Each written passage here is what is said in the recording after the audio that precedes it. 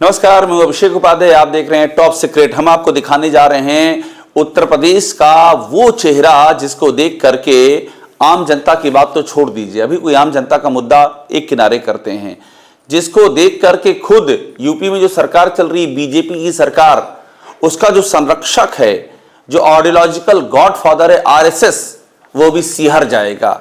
इस कदर सुताई हो रही है आरएसएस से जुड़े हुए नेताओं की योगी आदित्यनाथ के उत्तर प्रदेश में। और ये कोई अपवाद नहीं है, ये कोई संयोग नहीं है, आप प्रयोग कह सकते हैं, कंटिन्यूएशन में हो रहा है। आरएसएस के नेता इस बुरी तरह से मारे जा रहे हैं जैसे लग रहा है कि पश्चिम बंगाल हो, ममता बनर्जी यहां के मुख्यमंत्री हों और आरएसएस के नेताओं की सुताई चल रही हो। वही बीजेपी जो पश्चिम बंगाल में जमीन आसमान एक कर देती है कि हमारी देखिए आरएसएस के नेता को मारा गया है, चोट लगी है, केंद्र से नेता पहुंच जाते हैं। यूपी में सब चुप हैं, जुबान पर ताला लटका हुआ, अलीगढ़ का ताला मजबूत, कोई तोड़ नहीं सकता है, तमाम कोशिशों के बावजूद ऐसा ताला जुबान पर लटका हुआ है, कोई कुछ नहीं बोल रहा है। और मैं आपको फिर कह रहा हूं कि कंटिन्यूअस सुताई हो रही है। और कहानी क्या है इसके पीछे, ये समझना है। क्यों पीटे जा रहे हैं आरएसएस के नेता यूपी में बार बार? ये मैसेज क्या है, क्या दे रही है सरकार? आरएसएस की आंखें क्यों नहीं खुल रही हैं, ये भी कहानी है। कौन बैठा हुआ आरएसएस में ऐसा जो इन सब चीजों पर यूं आंख बंद करके बैठा हुआ, जैसे वैदिक कालीन दिनों में जंगल में जाकर के ऋषि ध्यान साधना में निमग्न हो जाते थे और आसपास क्या हो रहा कुछ पता ही नहीं चलता है। हालांकि अब ऐसे ऋषि भी नहीं है, अब तो ये जो भी लोग बैठे हुए हैं जो तमाम बड़े बड़े पोजीशन पर संघ में, उनके बारे में ये आम धारणा है कि वो सत्ता की नाव के ही सवार हो चुके हैं। और सत्ता की नाव जब हिसकोले खाती है पानी के बीच में, तो वो भी उसी बीच में जब पानी की धाराएं छूती हैं, उसी डुबकी का, उसी जलधारा का, उसी शीतलता का आनंद ले रहे हैं। क्या इसीलिए आरएसएस के नेताओं को फर्क नहीं पड़ता है कि हो क्या रहा है उत्तर प्रदेश में? अब आप देखिए कहानी शुरू होती है, सबसे भयावह तस्वीर बताई जा रही है, तस्वीर अभी तक की योगी आदित्यनाथ की सरकार की। यहां देखिए लिखा है, मैं आरएसएस नेता हूं, परिचय देते रहे राजकिशोर, फिर भी ईंटों से हमला करते रहे दबंग, कार में भी की तोड़फोड़। कार में तोड़फोड़ तो किनारे है, ये लाइन पढ़िएगा कि मैं आरएसएस का नेता हूं, जयकिशोर परिचय देते रहे, फिर भी ईंटों से हमला करते। एक व्यक्ति चिल्ला रहा है कि मैं आरएसएस का नेता हूं और ईंटों से मारा जा रहा है, उसको ताबड़तोड़ हमला किया जा रहा है ईंटों से। कहां हो रहा है? ये हो रहा है हाथरस में। ये बताने पर, और ऐसा लग रहा है इसे पढ़ करके जब ये बताया होगा उन्होंने मैं आरएसएस का नेता हूं, तो शायद और मारा होगा। और हमको जो चश्मदीद हैं, कुछ ऐसे लोग जिनकी जानकारी, उन्होंने ये बताया है कि इस बुरी तरह मारा है कि हाथरस में इलाज कराने लायक नहीं बचे, हाथरस से बाहर ले जाना पड़ा। इस बुरी तरह से मारा है, लोग दंग थे देख करके कि ऐसी मार आरएसएस के नेता को कैसे पड़ सकती है उत्तर प्रदेश में। अब देखिए इसको और पढ़िएगा। हाथरस में आरएसएस के जिला प्रचारक जयकिशोर पर दबंगों ने हमला कर दिया। 2 स्कूटी सवारों से पीछे हटाने के लिए कहने विवाद हुआ। स्कूटी सवारों ने साथी बुला लिए, जयकिशोर को कार से खींच लिया। ईंटों और ऑटो मैकेनिक के औजारों से पीटा गया है। ईंटों से पीटा है, ऑटो मैकेनिक के औजारों से पीटा है। समझ लीजिए कि जैसे आरएसएस, ये जो शब्द है आरएसएस, किसी ने इस शब्द को जमीन पर रखा है और उसके बाद ईंटे पे ईंटे मारे हैं उसके। क्योंकि आरएसएस के जिला प्रचारक को मारने का मतलब क्या है? आप आरएसएस पर अटैक कर रहे हैं और जम के हुआ है। अब आप बताइए, इसमें किसी बड़े नेता का कोई बयान आया है? योगी आदित्यनाथ की सरकार का एक मंत्री कुछ बोला है? योगी आदित्यनाथ ने कोई बयान दिया है क्या इस पर? क्या इस पर तलब किया गया यहां के प्रशासन को कि आइए बताइए क्या हुआ है? कुछ नहीं हुआ। यही असली कहानी है। आरएसएस पे चोट है और योगी आदित्यनाथ की सरकार खामोश है। बाराबंकी में आपको याद होगा, एबीवीपी को जिस तरह से लाठियां चटकाई गई थी, एबीवीपी की पीठ पर इतनी लाठियां पड़ी और कैमरों के आगे पड़ी कि उस पीठ पर आज भी जब सर्दियां, जैसे सर्दी है इस समय, सर्दियां गहराती तो उस पीठ से दर्द की लहर उठती है। इस कदर मार पड़ी है और अपमान का एक भभका सा उठता है। अपमान, अपनी सरकार में वो लाठी पे लाठी खाई है। और आज तक ये एबीवीपी के लोग एक एफआईआर उन पुलिस वालों के खिलाफ दर्ज नहीं करा सके, आज तक उनकी गिरफ्तारी नहीं करवा सके। ये योगी आदित्यनाथ की सरकार में हो रहा है। सवाल ये कि क्यों हो रहा है, इसके पीछे का खेल क्या है? क्या योगी आदित्यनाथ ये बता रहे हैं, आरएसएस को भी बता रहे हैं कि यहां सिस्टम हमारे मुताबिक ही चलेगा और अब ये आरएसएस के भी कंट्रोल से बाहर है। आप हमारा कुछ नहीं कर सकते हैं, सरकार हम चलाएंगे, अपनी मर्जी से चलाएंगे, और अगर आप हमारी मर्जी के मुताबिक कदम नहीं बढ़ाएंगे तो ये घटनाएं हो रही हैं, होंगी और भी होंगी। और बड़ी बात यह है कि ये कौन है? ये आरएसएस के लोग हैं, ये हिंदू युवा वाहिनी के नहीं हैं। अब आप सोचिए, हिंदू युवा वाहिनी के साथ में, करणी क्षत्रिय सेना के साथ में ऐसी घटनाएं आपको नहीं दिखेंगी। ये आरएसएस के साथ में दिखती हैं, ये बजरंग दल के साथ में दिखती हैं, ये एबीवीपी के साथ में दिखती हैं। ये क्या है? ये संयोग है या फिर कोई प्रयोग है? ये बड़ा सवाल खड़ा हो रहा है। अब इसके बाद देखिए अगली कहानी जो मैं अभी आपसे कह रहा था, यूपी में हंगामा तोड़फोड़ लाठी चार्ज, पुलिस ने एबीवीपी के कार्यकर्ताओं और एलएलबी छात्रों को दौड़ा दौड़ा करके पीटा गया। ये तस्वीरें देख लीजिए, पुलिस मार रही है। पता है कि एबीवीपी के हैं, ऐसा नहीं कि नहीं पता है, सबको पता है। ये आंदोलन एबीवीपी का यहां पर चल रहा था, जानकारी थी, थाने को जानकारी थी, स्थानीय लोगों को जानकारी थी, कॉलेज प्रशासन को जानकारी थी, रामस्वरूप यूनिवर्सिटी वालों को पता था, पुलिस को मालूम था। उसके बाद भी मारा और जम के तोड़ाई की लाठी। और आप सोचिए, ये लोग योगी आदित्यनाथ के पास गए, इसी एबीवीपी के कुछ नेता जो ट्वीट डिलीट करके मशहूर हुए। यानी कि पहले आप हालत देखिए संघ की क्या हो गई, उसके संगठनों की। इसी एबीवीपी के एक नेता ने जब ये मारपीट अव्वल हुई तो ट्वीट कर दिया योगी आदित्यनाथ की सरकार के एक बड़े अधिकारी की ओर इशारा करते हुए कि वो अधिकारी इस सब के पीछे जिम्मेदार है। और जैसे ये दबाव पड़ा, जैसे रणछोड़ दास आपने देखा होगा पिक्चरों में, रणछोड़ के जैसे भागते हैं, वो नेताजी तत्काल अपना ट्वीट डिलीट किए और मोबाइल ऑफ करके गायब हो गए सीन से। और उसके बाद वही नेता एबीवीपी के दूसरे नेताओं को लेकर के योगी आदित्यनाथ के दरबार में पहुंच गए और वहां पहुंच करके समझा बुझा करके मामला खत्म करा दिया गया।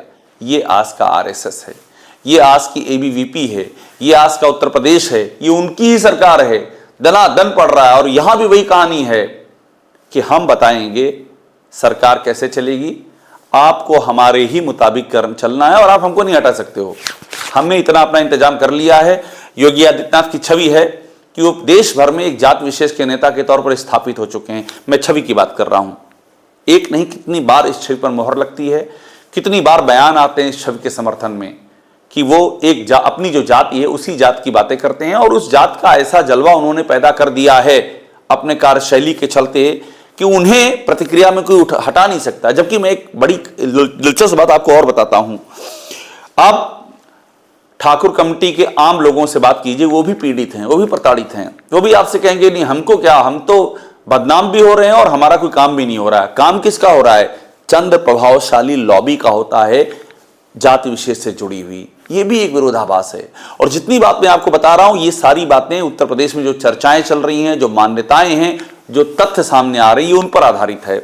अब इसके बाद देखिए अगला क्या है, ये देखिए ये रायबरेली में क्या हुआ है, आप लाइन पढ़िएगा। घर से घसीट ले गए, थाने में रजाई उड़ाकर पीटा, रायबरेली में बजरंग दल के नेता से मारपीट, धरने पर बैठे मंत्री विधायक। ये स्थिति है, घर से घसीट कर ले गए हैं, थाने में रजाई उड़ाकर पीटा है। मतलब पता है कि बजरंग दल के हैं ये, और भी गोकशी का मामला है ये। बजरंग दल और विश्व हिंदू परिषद के कार्यकर्ता हैं, ये धरने पर बैठे हुए हैं, इनको घर से घसीट के ले जाकर के थाने पर रजाई उड़ाकर पीटा, मानो बताया जा रहा हो कि बजरंग दल के हो। लो, कुटम्मस भी अच्छे से करेंगे।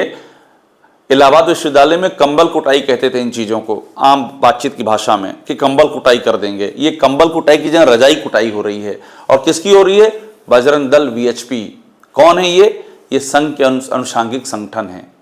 और यहां पर लगातार मोहन भागवत आ रहे हैं, संघ प्रमुख। क्या उनको नहीं पता चल रहा है क्या हो रहा है? पूर्वी क्षेत्र, पश्चिमी क्षेत्र, एक जहां अनिल सिंह बैठे हुए हैं पूर्वी क्षेत्र में, एक यहाँ महेंद्र जी बैठे हुए हैं पश्चिम क्षेत्र में। क्या इनको दिखाई नहीं पड़ता है क्या हो रहा है? कोई क्यों नहीं आवाज उठाता है? सवाल उठ रहा है। क्या सत्ता की चाशनी में संघ यूपी में डूब चुका है? ये सारे सवाल हैं। क्यों नहीं श्रीराम सिंह कुछ बोलते हैं, जो कानपुर का जो प्रांत है उसकी जिम्मेदारी संभालते हैं? कौशल सिंह क्यों नहीं कुछ बोलते हैं, जिनके पास अवध प्रांत की जिम्मेदारी है? अनिल सिंह का कोई बयान क्यों नहीं आता इन घटनाओं पर? क्यों नहीं सरकार को कटघरे में खड़ा करते हैं? क्यों नहीं सरकार की रिपोर्ट सौंपी जाती है नागपुर में कि देखिए क्या हो रहा है? जो उत्तर प्रदेश रज्जू भैया के कार्यकाल के काम का गवाह है, रज्जू भैया का जो कामकाज का तरीका था, वो इस कदर जमीन से जुड़ा बताया जाता था। संघ के सरसंघ चालक रहे राजेंद्र सिंह रज्जू भैया, आम कार्यकर्ताओं की बात करने वाले संघ के सरसंघ चालक बने वो, और जिस तरह से उनका जुड़ाव था आम कार्यकर्ताओं से, आज भी उसका उदाहरण दिया जाता है। वहां ये क्या हो रहा है, जहां पर नानाजी देशमुख जो गोरखपुर आते हैं और गोरखपुर में रसोइये का काम संभालते हैं, सिर्फ इसलिए, ये 50 का दशक होता है कि उस समय संघ के पास कोई संसाधन नहीं होते हैं, तो वो अपनी रोजी रोटी की व्यवस्था करने के लिए और संघ का काम करने के लिए ये काम तक करते हैं, और पहला सरस्वती शिशु मंदिर स्थापित करते हैं। और संघ वहां से आज तक कहां से कहां पहुंचा है। उस दौर में अब संघ के लोग क्या कर रहे हैं, ये संघ के नेता किन सुविधाओं के साथ में जिंदगी जी रहे हैं, ये क्यों नहीं कुछ बोलते हैं, ये सवाल क्यों नहीं उठेगा। अब इसके बाद देखिए एक और कहानी, ये सब उत्तर प्रदेश की घटना, एक के बाद एक देवरिया की घटना है। आरएसएस कार्यकर्ता रोते हुए सीएम एसपी से न्याय की गुहार लगा रहे हैं। पुलिस ने बेटी के साथ मारपीट की है, आरएसएस का बेटी के साथ मारपीट। नाम है रामेश्वर तिवारी, फपक कर रो रहे हैं और ये कह रहे हैं कि मैं जाऊंगा, और ये इनका रोते हुए वीडियो है। आप सोचिए, ये आरएसएस का हाल है, गुहार कर रहे हैं, एसपी नहीं सुन रहा है। आप कल्पना कर सकते हैं कि सरकार समाजवादी पार्टी की हो और कोई समाजवादी युवजन सभा के कार्यकर्ता पर पुलिस एक लाठी तो छोड़ दीजिए, एक ऊंची आवाज में बात कर ले, ऐसा होता है कहीं। फर्ज कीजिए सरकार बीएसपी की हो और बसपा के किसी जिला कोऑर्डिनेटर पर कोई पुलिस का आंख तरेर के बाद भी कर लेगा तो बड़ी बात है। सरकार अगर कांग्रेस की हो तो जो कांग्रेस की यूथ विंग है, एनएसयूआई है, उसको लाठी पड़ेगी कभी। लेकिन यहां क्या हो रहा है, और क्या ये इसलिए हो रहा है कि योगी आदित्यनाथ खुद बीजेपी से नहीं आते हैं, वो बाहर से आए हुए हैं। बीजेपी का तो समर्थन लिया चुनाव जीतने के लिए, पर बीजेपी का काडर नहीं रहे हैं। 2017 से पहले तक बीजेपी में किसी पद पर नहीं रहे और 17 में आए तो सीधे मुख्यमंत्री बने।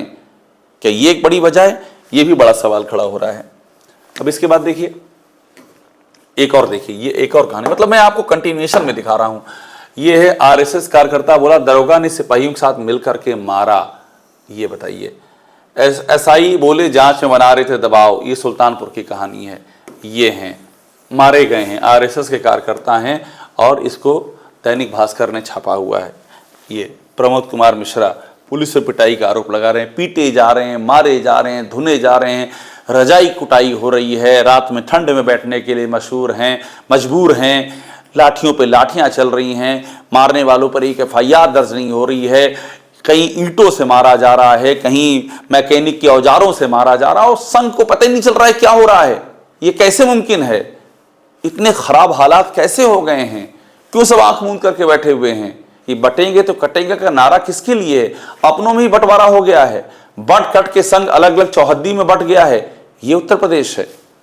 अब इसके बाद देखिए, ये देखिए संभल, इसको भी देख लीजिए। यहां क्या हुआ है, आरएसएस कार्यकर्ता की बहन से छेड़छाड़, विरोध करने पर गोली मारी। बाप रे, बहन से छेड़छाड़। न्यूज 18 की रिपोर्ट है, 16 मई 2025 संभल। ये वो संभल है जहां पर योगी आदित्यनाथ की सरकार दावा करती है कि वहां पूरा इन्होंने हिंदुत्व की नई प्रयोग स्थली बना दी है। वहां पर ये हो रहा है, ये आरएसएस के साथ हो रहा है। और मैं गोरखपुर की बात करनी चाहिए। गोरखपुर में कितनी कानून व्यवस्था की क्या स्थिति है, किस कदर एक के बाद दूसरी घटनाएं हो रही क्राइम की। योगी आदित्यनाथ लखनऊ से भी बताया जाता है ज्यादा या उसके बराबर, ये थोड़ा सा कम गोरखपुर बने रहते हैं। सवाल ये भी उठता है मुख्यमंत्री कहाँ के हैं, यूपी के हैं या फिर गोरखपुर के हैं? ऐसे सवाल उठते हैं। वहां गोरखपुर में लॉ एंड ऑर्डर ठेंगे पर है, इस कदर वहां पर घटनाएं एक के बाद दूसरी हो रही हैं। अभी हाल ही में एक कथावाचक हैं राजन तिवारी, उनको ये कहना पड़ा कि मेरे स्टाफ टीम मेंबर को गोली मारने की धमकी दी गई है। 16 साल से मैं कथा कर रहा हूं, ऐसा कभी नहीं हुआ है। ये उत्तर प्रदेश के हालात हैं जो बेहद ही चिंताजनक तस्वीर है। अब देख लीजिए, ये जितनी एक के बाद एक देखते जाइए, ये सब तस्वीर हैं और सब देखते हुए आ जाइए फिर से इसी खबर पर जो हाथरस में हुआ। मैं आरएसएस का नेता हूं, पर्चे देते रहे जय किशोर, फिर भी ईंटों से हमला करते रहे दबंग। ये जो ईंटें मारी गई जय किशोर पे नहीं मारी गई, फिर कह रहा हूं, ये आरएसएस की शिनाख्त पर ईंटें चली हैं, आरएसएस की पहचान पर ईंटें चली हैं। और योगी आदित्यनाथ ने एकदम मैसेज दे रखा है कि ना दिल्ली की सुननी है ना नागपुर की सुननी है, सरकार वो अपने हिसाब से चलाएंगे। अपने ही डिप्टी सीएम से नहीं बनती है, अपने ही मंत्रियों से नहीं बन रही है, अपने ही विधायकों से नहीं बन रही है, अपने ही बीजेपी के कार्यकर्ताओं से नहीं बन रही है, कोई मंत्री कहीं धरना दे रहा है, कहीं कोई विधायक जो है कह रहा है कि सरकार में 50,000 गायें काटी जा रही हैं। नंदकिशोर गुर्जर ने कहा, इसी सरकार के अपने ही विधायक को यह कहना पड़ गया। कहीं शंकराचार्य से लड़े जा रहे हैं, उनको स्नान नहीं करने दिया जा रहा है, कि ब्राह्मण बटकों की चोटी खींच कर पीटा जा रहा है। भ्रष्टाचार के आरोप जो है वो अनगिनत आरोप भ्रष्टाचार के हैं। खुद योगी आदित्यनाथ के अपने मंत्रालयों में पीडब्ल्यूडी हो गया है, खनन हो गया, सूचना हो गया। तथ्यों के साथ भ्रष्टाचारों के आरोपों का पूरा पूरा पारावार छाया हुआ है। और जातिवाद के ऐसे आरोप हैं कि आज तक के इतिहास में जो नहीं हुआ है वो उत्तर प्रदेश में हो रहा है। और उसके बाद ये आरएसएस के साथ चल रहा है, यानी कि यूपी ज्वालामुखी के दहाने पर है। ज्वालामुखी से लावा लगातार निकल रहा है और ये लावा कभी भी बीजेपी की भविष्य की राजनीतिक संभावनाओं को पूरी तरह से अपनी जद में ले सकता है, सुखा सकता है, भस्म कर सकता है। बीजेपी आज यूपी में इस स्टेज तक पहुंच गई है। टॉप सीक्रेट देखते रहिए, लाइक कीजिए, इसे सब्सक्राइब जरूर कर लीजिएगा।